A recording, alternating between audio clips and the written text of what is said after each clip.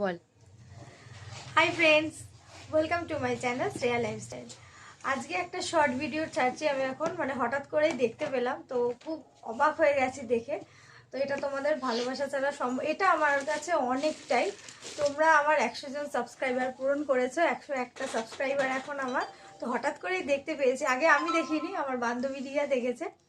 তো দেখে আমাকে জানালো, তো হঠাৎ করেই, তাই যেহেতু আমি আমার শাশুড়ির কাছে এসেছি, তাই ভিডিওটা আমি এখানেই করছি। কারণ আজকে আমার ইউটিউবে আসা যেমন আমার মায়ের জন্য, আর সেমনই আমার শাশুড়ি মাও আমাকে খুবই এনকারেজ করেছে ভিডিও করার জন্য, ইউটিউব করার জন্য। কারণ ওনার খুব উৎসাহ এইসব জিনিসে। উনি আমাকে, আমি তো ভিডিও করতে ভয় পাই, কিন্তু আমার শাশুড়ি মা আমাকে মানে সাহস জুগিয়েছে। উনি এই বয়সে ভয় পায় না রাস্তাঘাটে ভিডিও করতে, কিন্তু আমি খুবই লজ্জা পেতাম, আর মায়ের কাছ থেকে এই সাহসটা পেয়েছি। মাকে দেখা।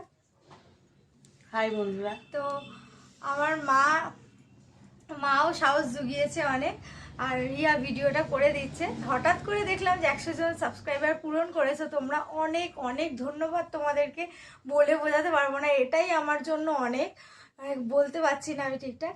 তো বলেছিলাম তোমাদেরকে 100 জন সাবস্ক্রাইবার পূরণ হলে আমি তোমাদের সামনে একটা গিফট আনবক্সিং করব।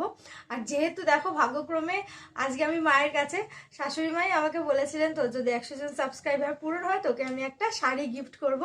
তো দেখো মা আমাকে সেই শাড়িটা অলরেডি গিফট করেছে। মা দেখো এই শাড়িটা, বন্ধুরা দেখো, এই দেখো এই শাড়িটা মা কেমন আমাকে, হয়েছে তোমরা দিয়ে কমেন্ট বক্সে জানিয়ে দেবে। মা আমাকে গিফট আমার করেছে। বৌমা তোমাদের উত্তরটা জানিয়ে দেবে। 100 জন সাবস্ক্রাইবার পূরণ হয়েছে বলে মা এই শাড়িটা আমাকে গিফট করে। দেখো ওই মা যে সংস্থায় আছে সেই সংস্থারই শেপ শপে শাড়িটা, খুব সুন্দর। ফার্স্টে রেড কালার ছিল, তো মা বললো না তোকে এই কালারটা ভালো লাগবে, ওই জন্য মা আবার পাল্টে এই কালারটা নিয়েছে। শাড়িটা খুবই সুন্দর। দেখো এই শাড়িটাই আনবক্সিং করার ছিল বন্ধুরা। মা আজকেই গিফটটা দিয়েছে আমাকে, আমার এত ভাল লাগছে।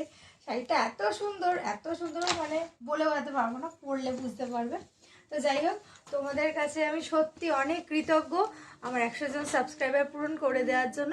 এভাবেই পাশে থেকো, সাপোর্ট করো, ভালোবাসা দিও। আর যদি কখনো কোনো ভুল ত্রুটি হয়ে গিয়ে থাকে প্লিজ একটু ধরিয়ে দিও, কারণ আমরা তো সোশ্যাল মিডিয়ায় নতুন, আমি বলো আমার শাশুড়ি মা বলো নতুন। তো প্লিজ একটু পাশে থেকে হেল্প করো, আর এভাবেই যেন তোমাদের ভালোবাসা নিয়ে আমি এগিয়ে যেতে পারি সেই আশীর্বাদ করো। তো চলো, নমস্কার, ভিডিওটা এই পর্যন্তই।